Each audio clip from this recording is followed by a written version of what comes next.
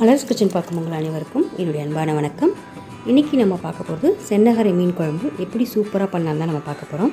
வாங்க இதை எப்படி செய்யுதுன்னு பார்க்கலாம். ஸ்டவ் ஆன் பண்ணி கடாயில் ஒரு 5 டேபிள் ஸ்பூன் அளவுக்கு நல்லெண்ணெய் சேர்த்துக்கிறேன். மீன் குழம்பு செய்யும்போது நல்லெண்ணெய் சேர்த்து செஞ்சிங்கன்னா ரொம்ப டேஸ்ட்டாக சூப்பராக இருக்கும். எண்ணெய் சூடானதும் ஒரு டீஸ்பூன் வெந்தயம் சேர்த்து பொரிஞ்சதும் ஒரு 10 to 15 பல் பூண்டு வந்து சேர்த்துருக்கேன். பூண்டு கொஞ்சம் அதிகமாகவே சேர்த்துக்குங்க, அப்போ தான் மீன் குழம்பு ரொம்ப நல்லாயிருக்கும். பூண்டு கொஞ்சம் வதங்கி வாசனை வர வரைக்கும் வதக்கி விட்டுக்குவோம்.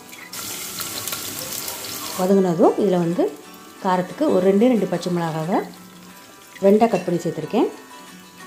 அப்புறமா கருவேப்பிலை 2 சேர்த்துட்டு ஒரு 2 பெரிய வெங்காயத்தை கட் பண்ணி வச்சுருக்கேன், இதை சேர்த்துக்கலாம். வெங்காயம் வந்து கண்ணாடி பதம் வர வரைக்கும் வதக்கி விட்டுக்கணும். வெங்காயம் வதங்குற நேரத்தில் மிக்சி ஜாரில் மிளகு சீரகத்தை நம்ம நுணுக்கிக்கலாம். அதுக்கு வந்து மிக்சி ஜாரில் வந்து 1 டீஸ்பூன் சோம்பு சேர்த்துருக்கேன், 1 டீஸ்பூன் சீரகம், 1 டீஸ்பூன் மிளகு, இது 3ஐயும் சேர்த்து நல்லா நுணுக்கிக்கலாம். நுணுக்கியாச்சு.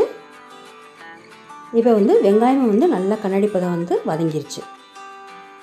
இது ஒரு தடவை நல்லா கலந்து விட்டுட்டு தக்காளி வந்து 2 மீடியம் சைஸ் அளவுக்கு தக்காளி எடுத்து கட் பண்ணி வச்சுருக்கேன், இதை சேர்த்துக்கணும். சேர்த்து வெங்காயம் தக்காளி வந்து நல்லா வதங்கணும், அது வரைக்கும் வதக்கி விட்டுக்குவோம். இதை மூடி வச்சு வெங்காயம் தக்காளி வந்து நல்லா பேஸ்ட்டாக வதங்குற வரைக்கும் வதக்கி விட்டுக்கலாம். மூடி வச்சிடலாம். இப்போ பார்த்திங்கன்னா தெரியும், வெங்காயம் தக்காளி பூண்டு எல்லாமே வந்து சூப்பராக வதங்கிடுச்சு. நல்லா அந்த மாதிரி கலந்து விட்டுட்டு ஏற்கனவே நுணுக்கி வச்சுருக்க அந்த மிளகு சீரகத்தூளை வந்து நம்ம இதில் சேர்க்க போகிறோம். சேர்த்துட்டு ஒரு தடவை நல்லா கலந்து விட்டுடலாம். மிக்ஸ் பண்ணிவிட்டு இதில் வந்து 1 டீஸ்பூன் மஞ்சள்தூள் சேர்க்குறேன்,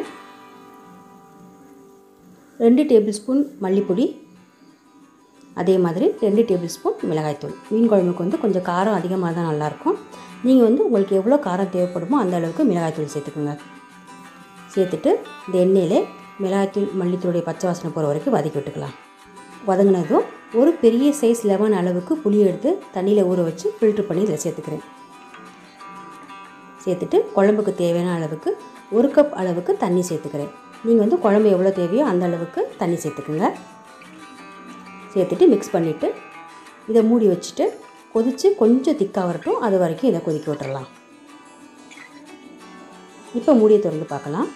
குழம்பு வந்து இப்போ நல்லாவே கொதித்து மிளகாய்த்தூள் மல்லித்தூளுடைய பொடி வாசனைலாம் போயிட்டு கொஞ்சம் திக்காயிருச்சு. இதை ஒரு தடவை நல்லா கலந்து விட்டுட்டு இப்போ 1/2 கப் அளவுக்கு நல்ல திக்கான தேங்காய் பால் சேர்க்குறேன். தேங்காய் பால் சேர்த்தோன்னே குழம்பு வந்து நல்லா கொதிக்க விட்டுறலாம். இது வந்து கொஞ்சம் திக்காக வரணும், அப்புறம் ஊற்றுன எண்ணெயெல்லாம் வந்து மேலே பிரிஞ்சு வரணும், அது வரைக்கும் இந்த குழம்பை கொதிக்க விட்டுறலாம். இப்போ வந்து மிக்ஸ் பண்ணிக்கலாம். இப்போ பாருங்கள், குழம்பு வந்து நல்லா கொதித்து அந்த எண்ணெயெல்லாம் மேலே பிரிஞ்சு வர ஆரம்பிச்சிச்சு. இந்த ஸ்டேஜில் வந்து எடுத்து வச்சுருக்க மீனை சேர்த்துலாம்.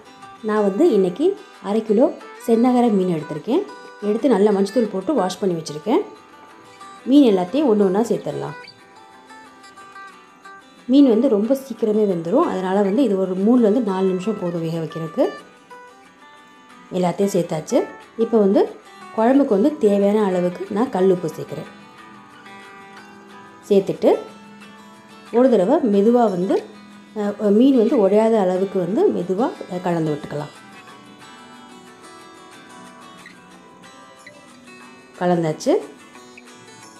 இப்போ பாருங்கள், மீன் குழம்பு ரெடி ஆயிடுச்சு. நல்லா குழம்பு கொதித்து சுண்டை வந்துடுச்சு.